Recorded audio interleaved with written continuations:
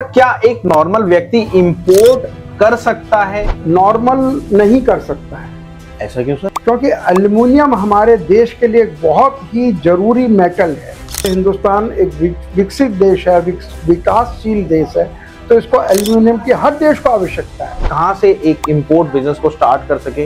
Import जो aluminium आप करना चाह रहे हो, जो आपने प्रोडक्ट सेलेक्ट करा, उसका इंपोर्ट कैसे होगा? आपको लोकल में सेल आउट करना है तो क्या रेट में आपको सेल आउट करना है? इंपोर्टेड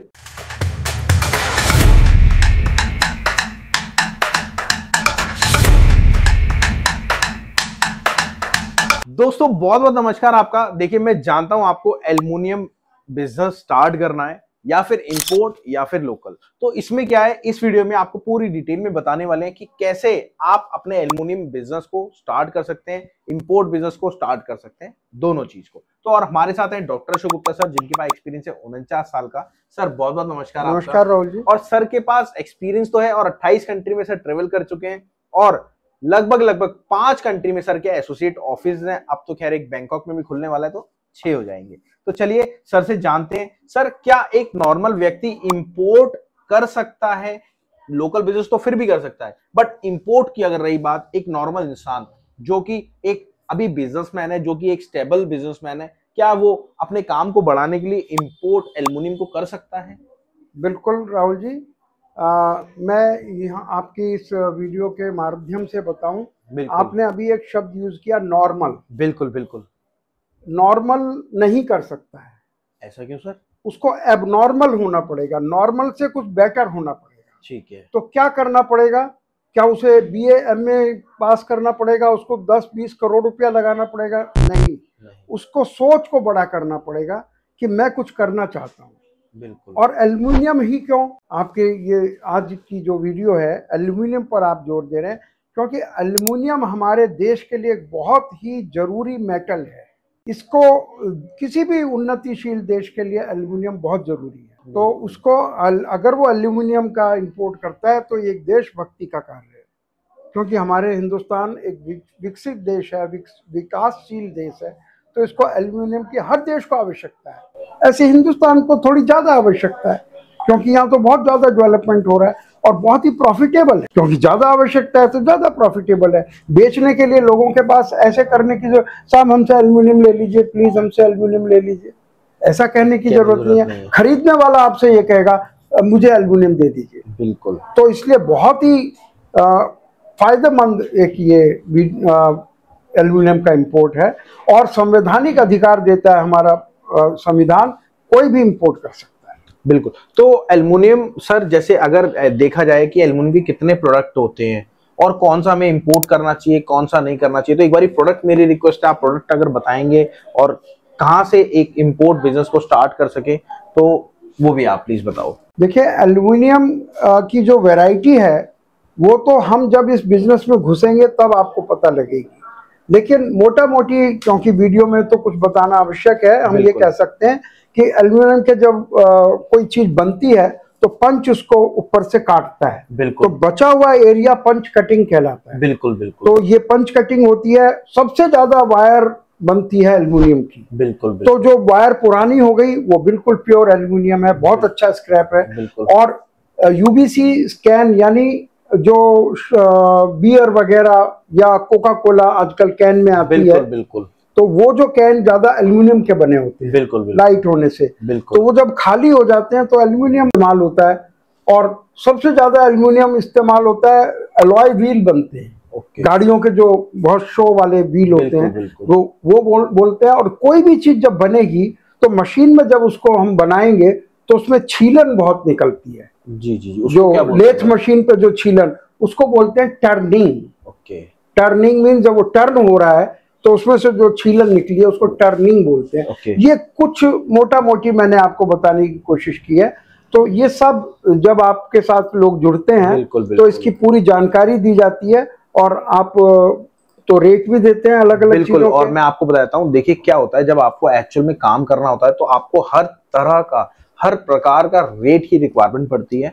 उस रेट से आपको क्या है, एक तो सबसे पहले आपको इंपोर्टेड माल चाहिए तो वो क्या रेट में मिलेगा, आपको लोकल में सेल आउट करना है तो क्या रेट में आपको सेल आउट करना है, आपके सिटी स्टेट के भी रेट मिलते हैं कुछ भी नहीं करना आपको, ये नंबर आपको दे रखा है, आप इस पे जाओ, मैम को कॉल करो और बोलो मेरे को रेट की सर्विस लगवानी है, और डिटेल आपके पास आ जाएगी। और हाँ, उसमें आपको फायदा क्या मिलेगा, आपके सिटी स्टेट के उसमें रेट मिलेंगे, और अगर आप लोकल बिजनेस करते हो तो भी आपका फायदा है। वहीं अगर आप इंपोर्टेड माल आपको चाहिए, कौन सी कंट्री में क्या रेट है आपको क्या पता, आप कैसे अंदाजा लगाओगे, तो उसमें क्या है, हम आपको पूरा गाइड करते हैं, उसमें बताते हैं कि ये रेट इस कंट्री से ये माल मिल रहा है, तो ये है। अब चलिए जानते हैं सर से प्रोसेस क्या होता है। और हाँ, एक चीज और, अगर आप एक्चुअल में इंपोर्ट बिजनेस करना चाह रहे हो तो सर के साथ जुड़ जाना, सर के साथ लाइव मीटिंग करना। मीटिंग में क्या होगा, सर और आप लाइव होंगे ऑन कैमरा जूम पे, तो वो हमारा फ्री सेशन रहता है, आपको कुछ भी नहीं करना। ये मैंने आप सर का नंबर दिया है, सर को कॉल करना, पर्सनल सर का नंबर है, सेव कर लेना, सर को कॉल करना, सर से डिटेल लेना और उस वेबिनार में आना। वेबिनार में आपको सारी डिटेल मिलेगी, पता लगेगा कि एक्चुअल में आप सर के साथ जुड़ के कैसे कैसे काम कर सकते हैं, और उसमें पूरा प्रोसेस आपको बताया जाएगा।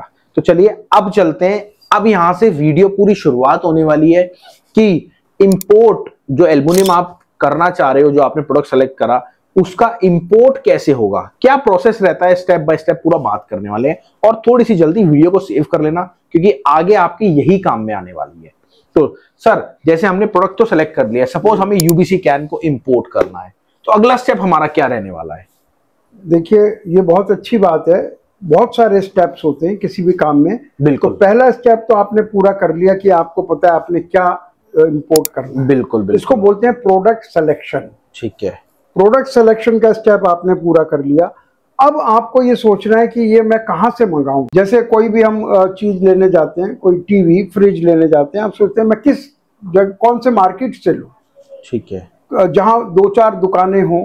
तो इसी तरह से हमें पहले सोचना पड़ता है किस कंट्री से लें। ठीक है।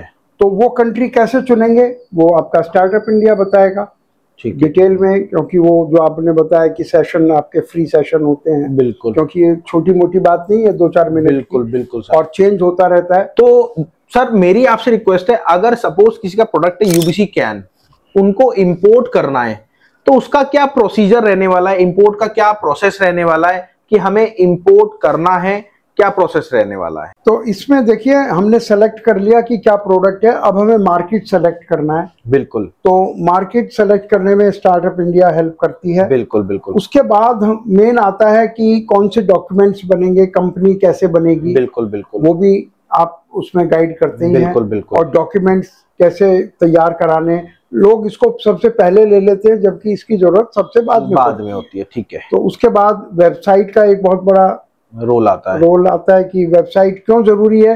आप तो इंपोर्ट कर रहे हैं, लेकिन वो जानना चाहता है कि जो आदमी मैं बिजनेस में जिससे जा रहा हूँ वो है क्या। सही। तो वेबसाइट एक तरह की आपका विजिटिंग कार्ड हो जाती है। और फिर हमें यहाँ, क्योंकि हम इंपोर्ट कर रहे हैं, तो यहाँ खरीदार हमें ढूंढने हैं। बिल्कुल। ढूंढने क्या है, वो आपको ढूंढ रहे हैं एक्चुअली। बिल्कुल बिल्कुल। तो लेकिन उन्हें पता होना चाहिए कि आप इंपोर्टर हैं। बिल्कुल। तो ये बहुत आसान प्रोसेस होता है। कम से कम 20, 30, 40 खरीदार आपके पास होने चाहिए। बिल्कुल बिल्कुल। और तब जब खरीदार आ गए, तो फिर आपको वहाँ जो सप्लायर्स हैं, यहाँ मेन रोल आता है स्टार्टअप इंडिया का। उनको कैसे ढूंढना है, कैसे उनसे बात करनी है, क्या बात करनी है, नेगोशिएट कैसे करना है। और अगर उन्हें पता चल गया आप नए हैं, तो या तो वो आपसे बात नहीं करेंगे। अगर वो ठग हैं तो आपसे पूरी बात करेंगे, क्योंकि उन्हें तो पता चल गया आप नए हैं, तो आपसे पैसा खींचना आसान हो जाएगा। ये प्रोसेस होने के बाद जो असली चीज आती है कि जब माल लोड होता है, बिल्कुल, उस वक्त कौन चेक करेगा उसे। हमेशा हमारा जाना तो संभव नहीं होगा। तो वो कौन सी इंस्पेक्शन एजेंसीज हैं, जो पूरी इंटरनेशनल इंस्पेक्शन एजेंसीज हैं, उनको कैसे अपॉइंट करेंगे, और वो किस चीज के लिए रिस्पॉन्सिबल है, किस चीज के लिए नहीं है, ये सब आप बताते हैं। और पेमेंट को कैसे करना है, बिना पेमेंट लिए वो माल नहीं भेजेंगे। और माल हमने पेमेंट दे दी तो क्या गारंटी है कि वो भेज देंगे। तो ये चीज हमें देखनी पड़ती है।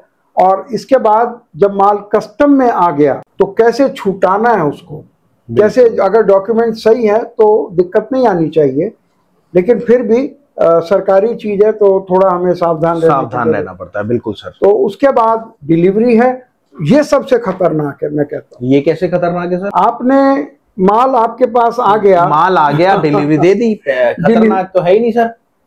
हमें ये देखना है कि पहले आपको पैसा लेना है। हिंदुस्तान है और आप एक ऐसी चीज में डील कर रहे हैं जहां आपको एडवांस आपको मिलने वाला है, तो गलती से भी ऐसा ना करें कि पहले माल बेच दें, आपको पहले पैसा लेना है। ये छोटी छोटी बात। देखिए ये एक्सपीरियंस काम में आता है। मैंने तो एक्चुअल में सोचा था डिलीवरी तो बहुत आसान है, बस माल आ गया और उसको दे दो, बट सर ने बताया जो माल आप इंपोर्ट करना चाहते हो उसके आपको पहले पैसे चाहिए और उसके बाद उस डिलीवरी मैन को आपको डिलीवरी देनी है। तो मेरे को ऐसा लगता है आपको वीडियो अच्छी लगी होगी। अगर अच्छी लगी तो अपना कमेंट बॉक्स करना, चैट बॉक्स में डालना, जो भी रिलेटेड आपको पूछना है सर से तो आप पूछ सकते हैं कमेंट बॉक्स में। और हाँ, एक चीज आपसे रिक्वेस्ट है, आप इंपोर्ट बिजनेस में जाना चाहते हो बट समझ में नहीं आ रहा एक्चुअल में शुरुआत कहां से करें, तो सर के साथ जुड़ जाना, एक बारी फ्री जूम मीटिंग में जरूर आना और सर से पर्सनल फेस टू फेस बात करना और बात करके पूरी डिटेल लेना कि एक्चुअल में अशोक सर कैसे आपको एक शिपमेंट कराने में आपकी पूरी हेल्प करते हैं। तो चलिए मिलते हैं अगली वीडियो में। नमस्कार, धन्यवाद, जय हिंद। Thank you sir. Thank you Rahul ji.